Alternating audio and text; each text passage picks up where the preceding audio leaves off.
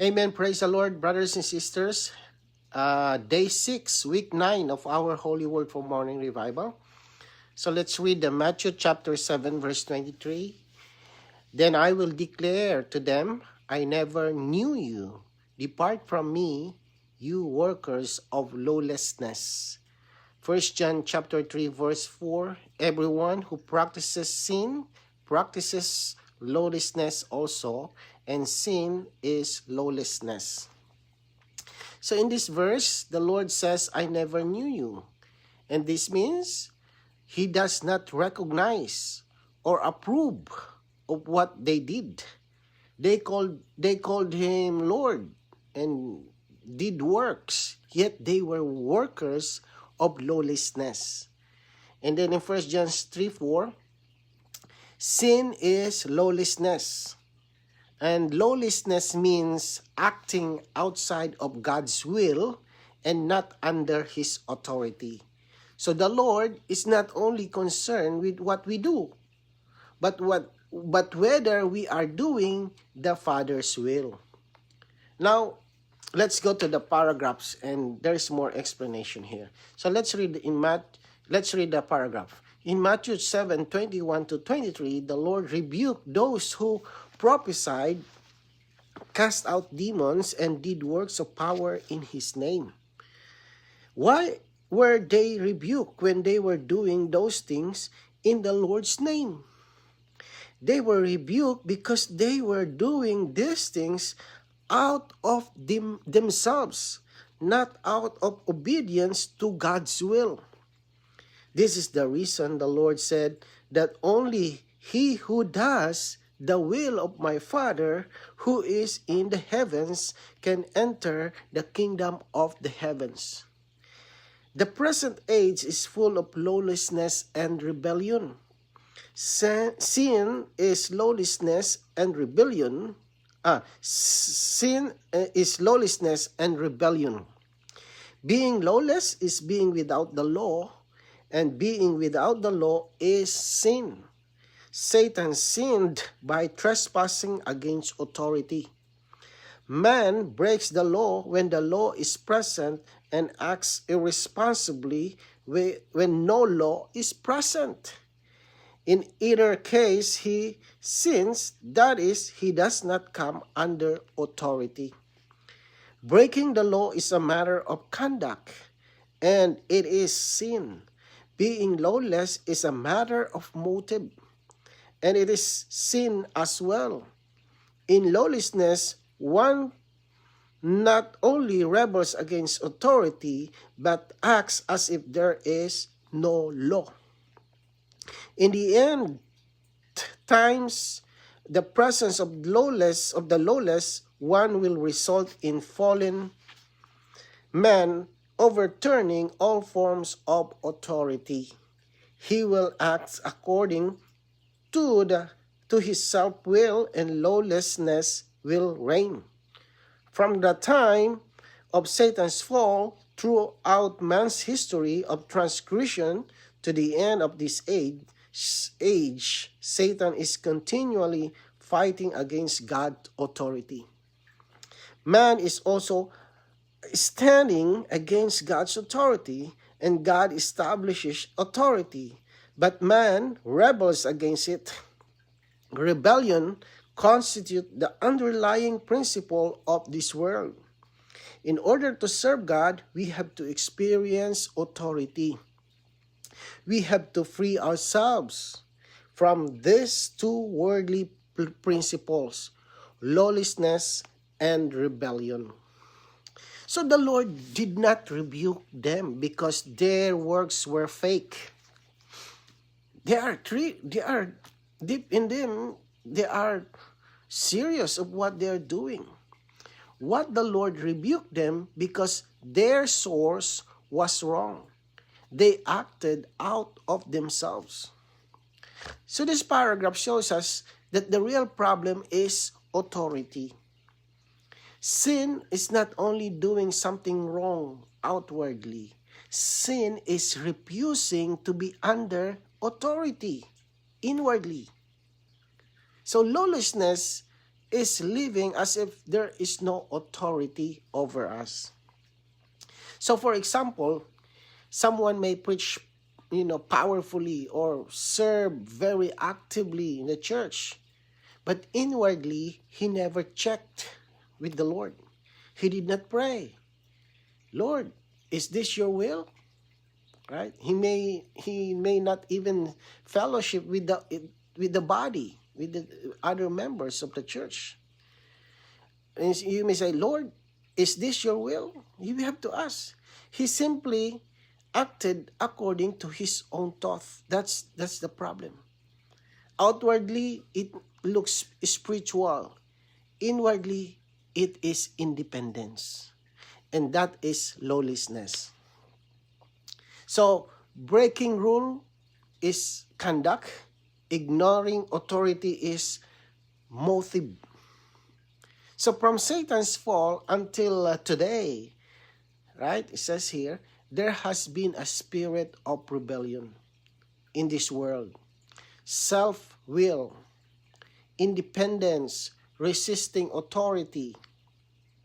But in the kingdom of the heavens, everything is under the Father's will.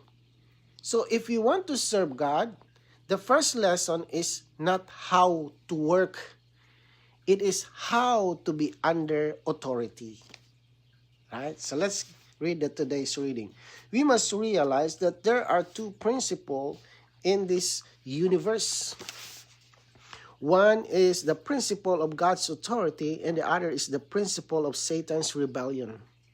We cannot serve God on the one hand and take the way of rebellion on the other hand. A rebellious man can give a message, but Satan will laugh at such a man because he is operating under Satan's principle.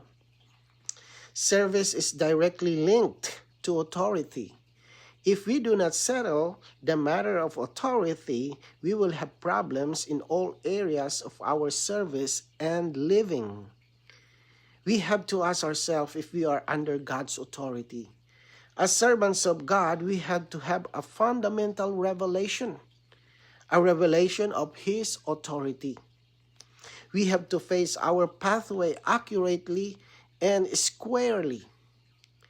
We have to know that any kind of rebellion is from Satan. Those who have not seen authority are destroying their own work.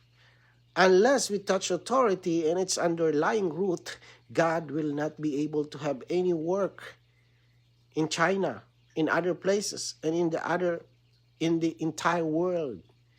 If we do not remove the root of rebellion, we will have no future and no work. May the Lord be merciful to us and grant us a real touch with authority. May we turn away from the principle of rebellion and reject the way of rebellion. May the Lord preserve our service in the principle of submission. So this reading makes everything very clear. There are only two principles. That is authority and rebellion. There is no middle ground. A person may preach, right? Serve, lead. Our brothers may lead. A sister may serve, may preach. And every one of us, or labor very much. But if inwardly you are independent, resisting fellowship, unwilling to submit, that service is under the principle of rebellion. Outwardly, it looks like God's work. Inwardly, it follows Satan's principle. This is serious, brothers and sisters. Service is not first about ability. It is about being under authority. And for example, if a brother is corrected or adjusted in fellowship and he immediately defends himself inwardly, even if he stays silent outwardly, that inward resistance is rebellion. But if he bows before the Lord and says, Lord, I receive your dealing, that is submission. That kind of heart preserves the service. If the root of rebellion remains in us, eventually our work will collapse. But if we touch authority, right, truly seeing that God is the head, our service will be preserved. So today, the question is simple. Am I under God's authority, or am I still protecting my self-will? Right? So Lord, may the Lord grant us mercy to choose the principle of submission. So let's read the last paragraph. We should not care for prophesying, for casting out demons, or for works of power. Instead, we should care only for doing the will of our Heavenly Father. You may wonder how we can know the Father's will. We can know it by the Father's life and nature within us. If you are running according to the divine nature and within the constricted lines, the divine nature will indicate, yes, you are right. Go on.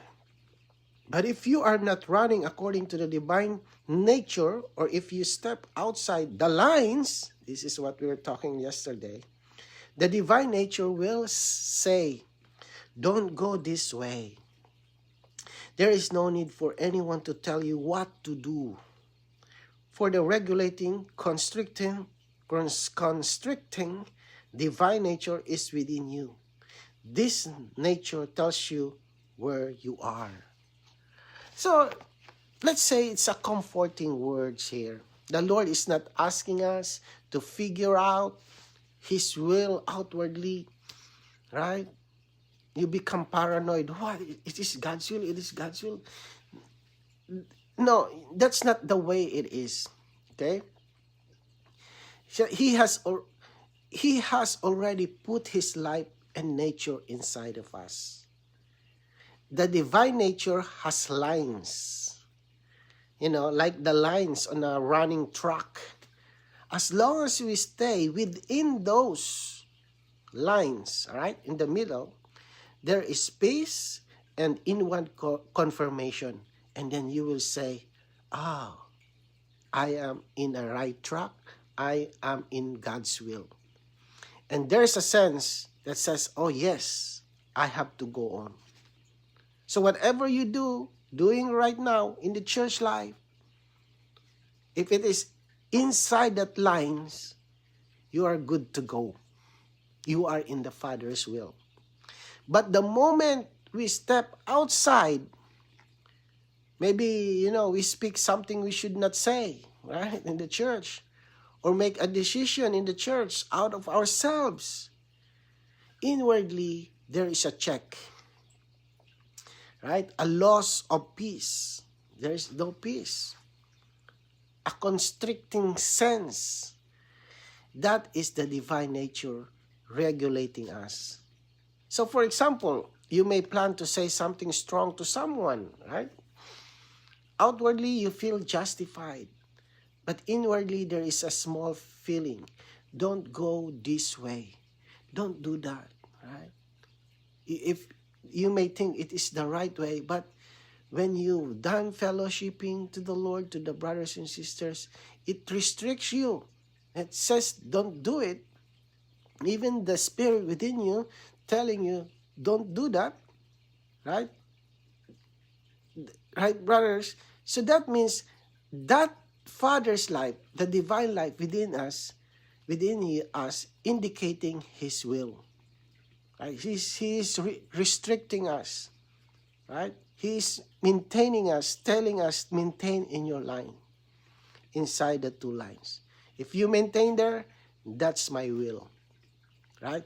We do not need outward signs, or dramatic guidance. I think this is the sign that it is God's will. No, we don't do that like that.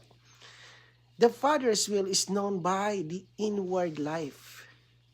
Don't look for signs like the other people do. I think this is the sign that it is God's will.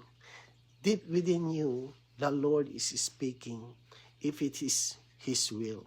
So today, the focus is not, the morning revival is not power, not gifts, not works, but staying within the lines of the divine nature. If we live by that inward regulating life, we will spontaneously be doing the Father's will. Let us remain under His authority and within His life. All right? So Lord Jesus, let's pray. Lord, keep us under your authority. Save us from rebellion. Guide us by your life, Lord, within to do the Father's will. We praise you, Lord Jesus. Amen.